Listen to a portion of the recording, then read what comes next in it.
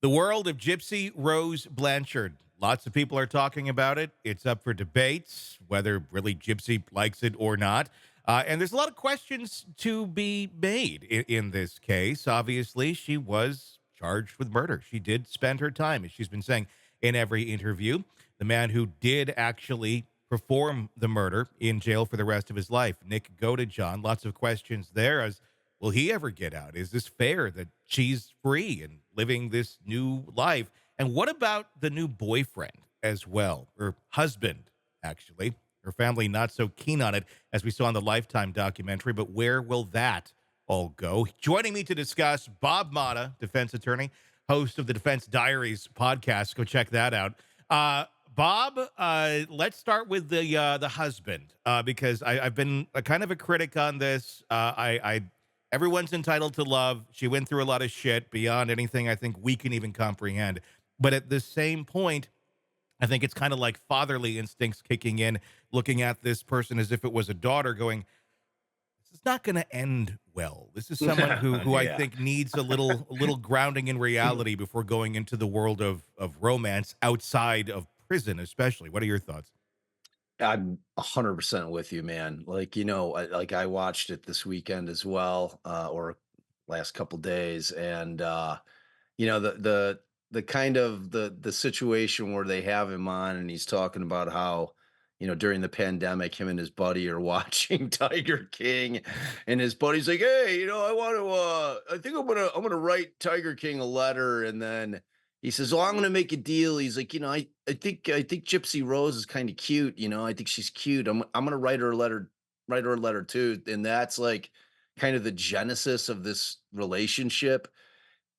Like his motives are weird to me.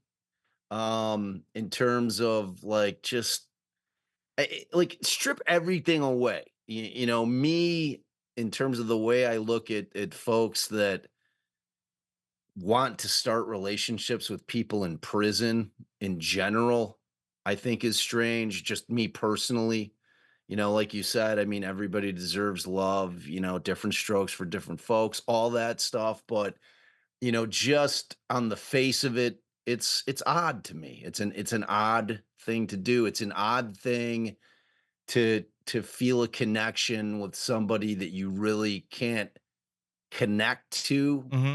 physically, at least until they're out, and you have those situations where people are in for life, where they get people that are like fall in love with them and they Yeah. get married, and so I like so that part of it is strange to me. And as far as the parental side of it, getting that dad mojo going, I'm with you. I mean, we're Yeah. both fathers of four. I have three daughters. Hmm. I Yeah. would absolutely be telling my daughter, even if she wasn't in prison predating it, Yeah. I'd be saying, okay, you don't know this guy.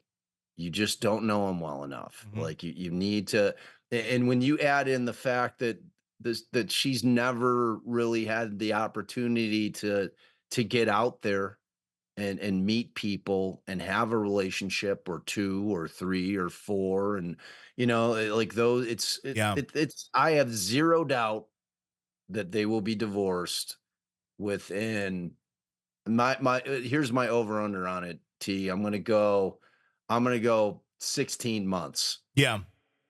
I, divorce finalized. I think I'm with you. I mean, that's the part that gets me the most is this is someone who hasn't been out in the real world at all, Right. really ever in her entire life Ever. ever. She was in prison with her mom. She was just in prison, and now she's literally experiencing the world for the first time. If this had been someone who didn't have everything that was thrown at her, all the trauma that she went through, and someone found love in prison, I don't think I'd even be talking about it or even really care.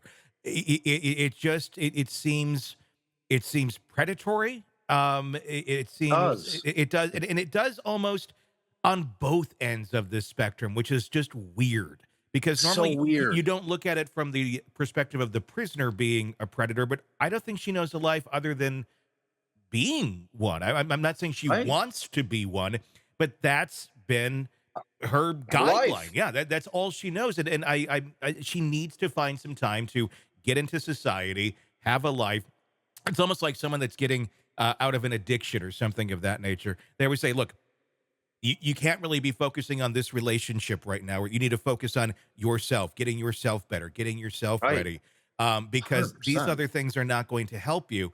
And I'm kind of sickened by the amount of attention and that is being given to this relationship as if it's some sort of lovey-dovey, wonderful reporters. Oh, look at you, girl, and you're slapping back with her comments about his yeah and Yeah. it's just this is not that this is really not a healthy thing. And if we can go into the idea here of who is writing people in prison to find love, Well, that's what I was yeah, just talking about, exactly, man. Like that yeah, in and of itself is bizarre to me. Like yeah, like not even talking about Gypsy Rose, yeah. just that concept in general is very, very, very strange to me. You're You not know, going to but have a like, good pool of people to choose from who are doing that. If this I is like the mean, only pool they think they can go into is a prison pool, I'm sorry, there's something very wrong with that individual.